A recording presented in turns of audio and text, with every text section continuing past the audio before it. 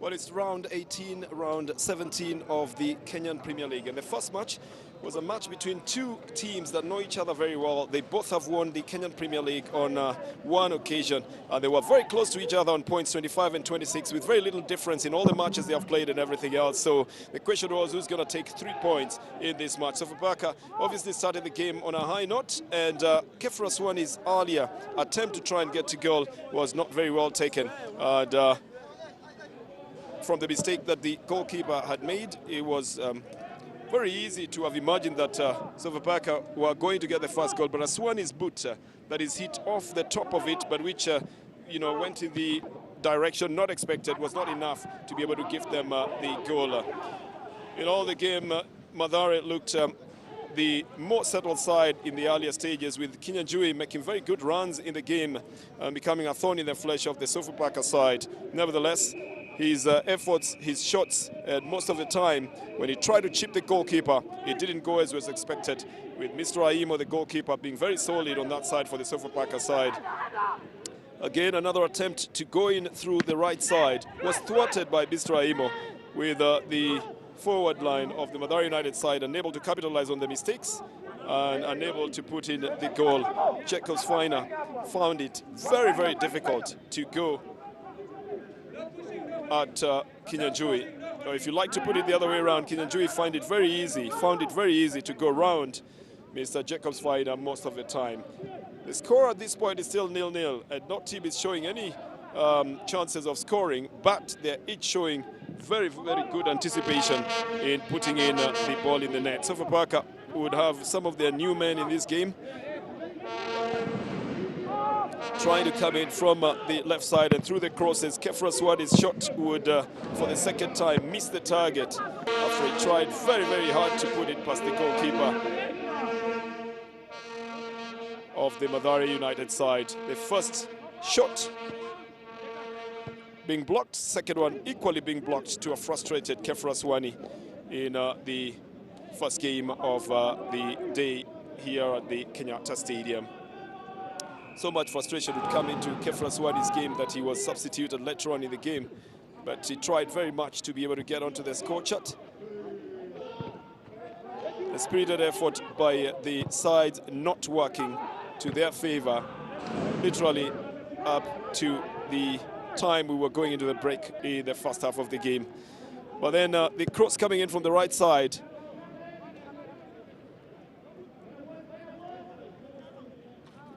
And the big question would be whether the new substitutes on the Sofapaka side would be able to do a much better job than they were doing currently, with Kayanja missing a good number of opportunities and Jadinak Naya equally missing the opportunities. Mathare would have a very good opportunity to try and make a goal here with David Owino crossing the ball, but then again the touch by the South Sudanese input was not good enough on the second touch, but the first one by Lual could have resulted into a goal, only didn't swing back on time. A through ball for Sofapaka, tried to curve it back onto a 45 again. Does not give them the kind of opportunity they were looking for. And Sofapaka would feel a little bit frustrated at about this time, as again Kayanja tried to get himself in between the defenders and the through balls to try and get a goal, which didn't work out for him. So at this point the question was, who's going to open up the goal scoring for either of the sides, with Sofapaka looking the more physical of the side. The Mathare side then adopted a technical game here. Kayanja totally unable to convert that one into goal.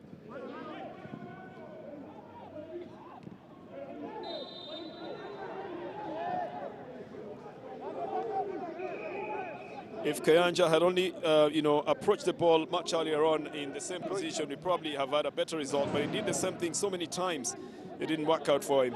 The Mathare United side would look like they had a chance to run through on the left side, with Kevin Kimani tried to push the ball through the feet of the defender, Fina Jacobs, who was just about to get up after a fall. They appealed for a penalty. The question was there an intention to handle the ball by Fina Jacobs? Were his hands in a natural position? That's him falling and then getting up. You be the judge of that one, as Kevin Kimani felt he was denied a chance to pass the ball through to an advancing Kinyanjui on the right side. But that was good play from Kevin Kimani for the Mathare United side in the game. A big throw for Sofapaka. Again, just gets close, and Kayanja again doesn't get a chance. The left foot shot that comes in is too hard and out of target. It doesn't get the desired effect. Aswani had a touch on it, and the resultant kick as well didn't work out. So becoming prone to mistakes on the right side of defense. The Mathare side was almost punished here again when a big kick also went haywire by Eli Asieche. Seemed to have been very well fed and placed right in front of his path, but the calculation was not done properly, and it doesn't bear any fruits.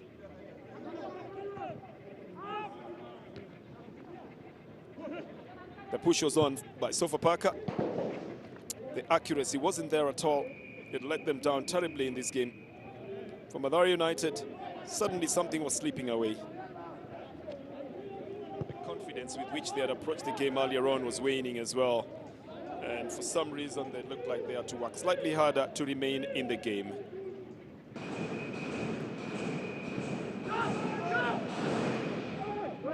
Goalkeeper was very, very active in this game for the Mathare United side. Mr. Cheng picking it up very easily and to deny the Sofapaka side any other chance again of going forward.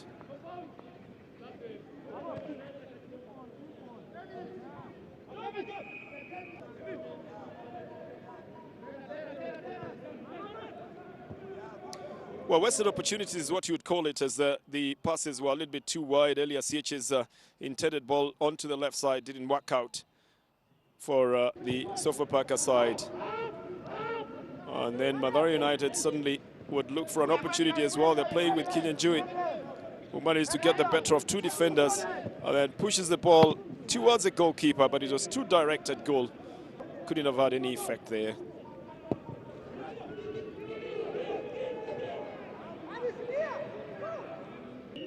Good effort, good anticipation, good move as well.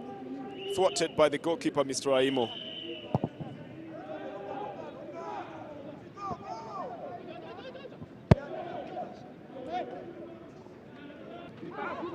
And at that very moment when the defenders had suddenly just lost their control and lost their confidence as well, the ball comes off the right foot of Kevin Kimani, and Luala is the one who rises in front of the goalkeeper to just slice the ball away from his gripping hands and to put it in the net for the opening goal for Mathare United.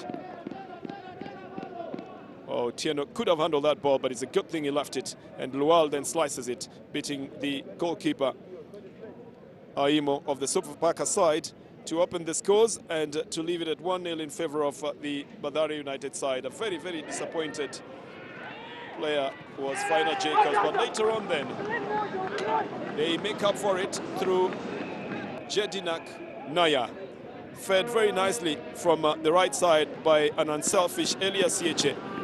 Naya then manages to push the ball in, restores parity for 1-1, and for the final score of Sofapaka 1, Mathare United 1.